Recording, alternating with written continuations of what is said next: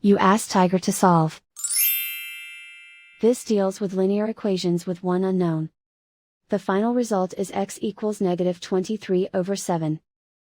Let's solve it step by step. Simplify the expression. Expand the parentheses. Multiply the coefficients. Simplify the arithmetic. Group like terms. Simplify the arithmetic. Group all constants on the right side of the equation. Subtract 7 from both sides. Simplify the arithmetic.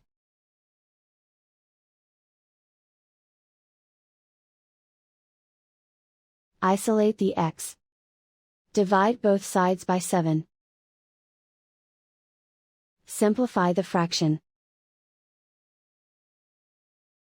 And so the final result is x equals -23/7.